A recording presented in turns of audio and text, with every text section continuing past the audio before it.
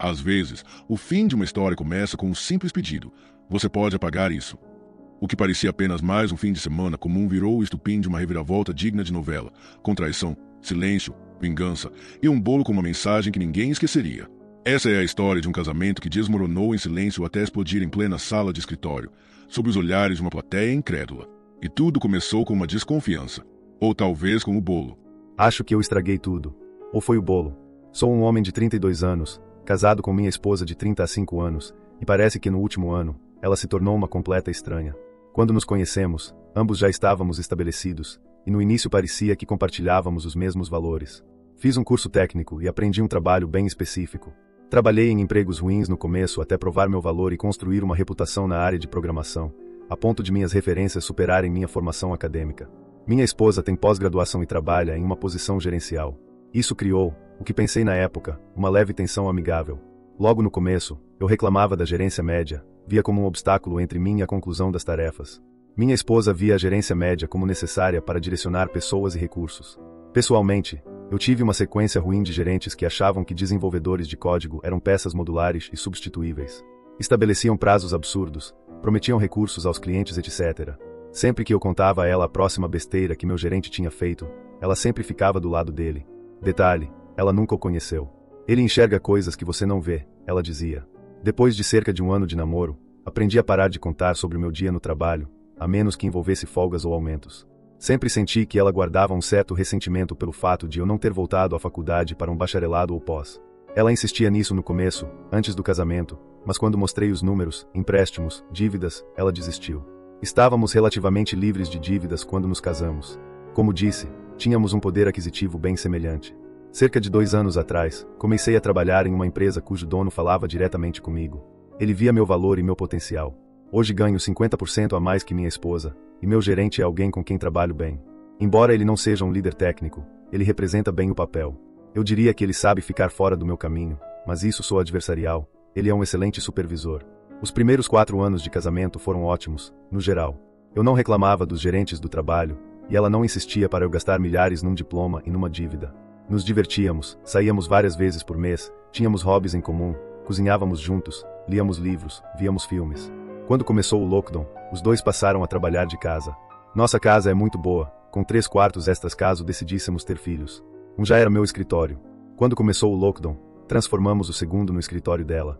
Ambos fazíamos home office, mas com filosofias bem diferentes. Eu acordava, fazia café da manhã, tomava banho, fazia barba, vestia um terno e ia para o meu escritório. Odeio terno e gravata, aliás, mas isso me colocava na mentalidade de ok, agora é trabalho. Minha esposa, por outro lado, saía da cama, tomava café, escovava os dentes, vestia camiseta e moletom, e ia para o escritório com o iPad para jogar Candy Crush entre os e-mails. Acho que eu via como trabalhar de casa e ela como trabalhar de casa. Enfim, é a coisa mais estranha, como a proximidade pode criar distância. Ela tem várias reuniões por dia. Sei disso porque ela deixa a porta aberta e ouço. Eu tenho uma reunião diária, e é curta. Eu fecho a porta. 5 meses atrás, ela disse que se sentia insultada porque eu fechava a porta para a reunião. Expliquei que era por concentração e foco. Ela disse que parecia que eu estava escondendo algo. Tentei manter nossos hobbies juntos, mas ela dizia, a gente já se vê o dia inteiro. Eu devia ter insistido, mas não insisti. Tratei o lockdown como temporário, talvez não devesse. A coisa piorou quando a empresa dela voltou parcialmente ao escritório. Ela fez questão de ser parte dos 50% que voltaram. Não a culpo, também sinto falta de estar no escritório. Mas a minha empresa não reabriu, e enquanto eu tiver acesso ao ambiente de desenvolvimento, não é necessário. Acho que alguns colegas de trabalho colocaram ideias na cabeça dela. Ela começou a ficar depois do expediente, tomar drinks na casa de alguém. Eu insisti para saber mais, mas ela se tornava cada vez mais secreta e distante. Ficou fria, parecia que eu tinha uma colega de quarto, não uma esposa. No mês passado, num fim de semana, ela deixou o iPad antigo em cima da mesa e disse, pode apagar isso? Quero dar de presente para minha sobrinha. Dei de ombros. Sempre faço as coisas de tecnologia para a família, nem pensei muito. Ela saiu para mais um encontro com colegas, e eu liguei o iPad. Talvez ela tenha ficado tão descarada. Talvez tenha achado que eu não ia verificar, só dar reset.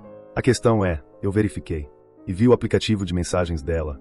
Fotos, vídeos, mensagens com o chefe. Eles estavam tendo um caso há 2 meses. Não consigo descrever a sensação nas minhas veias, parecia que meu sangue virou gelo. Copiei tudo, enviei para meu armazenamento em nuvem, separado do trabalho, e comecei a procurar um advogado. Não confrontei de imediato porque não sabia o que fazer. A sensação era de estar anestesiado, andando embaixo d'água. Ela não percebeu, ou não se importou. Nosso quarto já estava morto. Já éramos basicamente colegas de apartamento. Falei com um advogado. Ele disse para manter tudo em sigilo e sugeriu contratar um investigador particular. Me indicou um bom. Passamos 4 semanas juntando provas, e ele preparou o pedido de divórcio. Tenha paciência, ele repetia. E com as veias congeladas e a indiferença dela, foi fácil. A princípio. Ontem, meu advogado disse que o processo estava quase pronto. Nosso estado permite divórcio com culpa, e o detetive tinha fotos, vídeos, mensagens. Estava ganho. Mas ontem à noite, não sei o que aconteceu comigo, o gelo virou fogo. Ela chegou tarde, como sempre. Nem lembro o que me disse, mas eu explodi. Disse que esperava que valesse a pena transar com o chefe. Ela ficou cruel, má, vingativa. Disse que eu não estava lá emocionalmente. Que eu ficava o dia todo deitado, mesmo ganhando mais. Que eu não a estimulava intelectualmente, mesmo eu trabalhando numa área super técnica. Falei que tinha advogado. Ela riu. Riu. Disse que minha ameaça era patética. Que eu nunca teria coragem de deixá-la. Mesmo que você me divorcie, vou ficar com metade do seu salário. Se você ficar, pelo menos transa de vez em quando. Não estraga isso. Ela era outra pessoa. Eu disse, isso não é um casamento. Ela riu de novo. Querido, estamos no século XXI. Uma mulher pode ter o bolo e comê-lo também. Riu de novo e foi dormir. Mandei e-mail para o meu chefe dizendo que precisava de uma semana de folga para resolver um problema familiar. Ele liberou na hora. Dormi no sofá do meu escritório. Hoje de manhã, ela saiu enquanto eu me vestia. Só disse, não me espere. Fui até o escritório do meu advogado. Ele já estava com os papéis e com o oficial de justiça. Perguntou como eu queria que a intimação fosse entregue. Eu contei.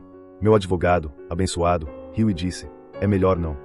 Tanta gente já quis fazer intimação com vingancinha. Eu sempre tento dissuadir. Juízes não têm senso de humor. Pode te custar pensão ou bens. Eu não ligava. As palavras dela me queimavam. Eu queria devolver na mesma moeda.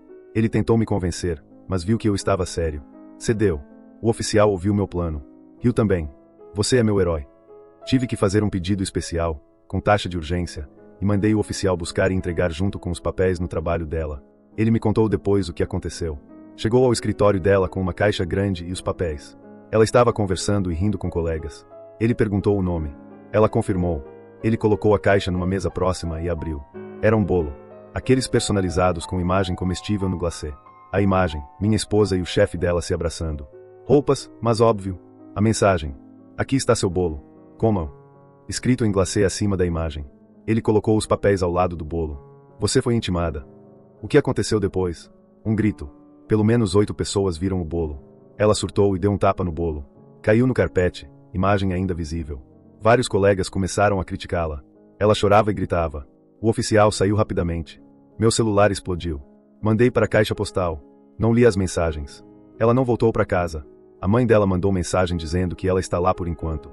A euforia do bolo foi ótima, mas com o passar das horas, comecei a pensar nas palavras do advogado. Será que eu estraguei tudo? A atualização. Fiquei impressionado com o apoio que recebi. Ainda estou de folga, mas meu chefe me deu 2 semanas em vez de uma. Gente boa. Já dividi as economias pela metade, transferi minha parte para uma conta só minha, mudei os pagamentos automáticos, congelei o crédito, etc. Tudo conforme o advogado orientou. Não temos filhos. Estou vendo um terapeuta especializado em infidelidade. 2 sessões e já estou mais equilibrado. Depois do episódio do bolo, agora estou ouvindo meu advogado. Ele disse, você pode ser feliz ou pode estar certo. Agora entendo. Ela quis vir sábado conversar. Meu advogado recomendou que fosse no escritório dele, com os 2 advogados presentes. Ela disse que não tem advogado. Ele disse, se for em casa, grave. Tenha testemunhas. Então fiz isso. Ela veio. Tentou me abraçar. Levantei a mão. Celulares na mesa. Gravando. Ela estava arrependida. Disse que parecia que estava vendo um filme, não vivendo a vida. Que foi excitante. Um impulso. Perguntou se eu queria saber o motivo. Disse que não me importava. Ela insistiu. Disse que ao voltar para o escritório, se aproximou de 3 colegas mulheres, mais velhas, 2 divorciadas. Elas influenciaram a cabeça dela. Diziam que ela merecia mais. Perguntavam sobre nossa vida. Analisavam meu comportamento com base nos relatos. Diziam que eu me sentia ameaçado por pessoas com estudo. Que eu era um homem submisso e ela precisava tomar controle. Elas a convenceram de que eu aceitaria tudo calado. Ela disse que o caso foi empolgante. Que se sentia poderosa. O chefe dela terminou tudo depois do bolo. Mandou que só se comunicassem por e-mail. E que traria testemunha se ela entrasse de novo na sala dele. As 3 bruxas viraram contra ela. Criticaram-na publicamente. Os outros colegas ficaram de fora. Nada foi relatado ao RH. Então veio a bomba. Estão chantageando-a. Querem 5 mil ou contarão tudo. Ela implorou por ajuda. Disse que não há mais volta. Tudo mudou. Se ela pagar agora, virá mais depois. Melhor se denunciar e denunciá-las. Tira o curativo de uma vez. Ela ficou insegura. Então veio a pergunta. E nós? Eu disse. Não existe mais nós. Ela precisa de um advogado. Resolver os próprios erros. Fazer terapia. Ela precisa disso. Ela mencionou o bolo. Respondi. Sim. Estou vendo alguém por causa disso. Ela foi embora. Não sei o que fará agora. Mas só fico pensando. Porque sempre são os colegas de trabalho. O que você achou da história desse homem traído? O que você faria no lugar dele? Deixe a sua opinião nos comentários.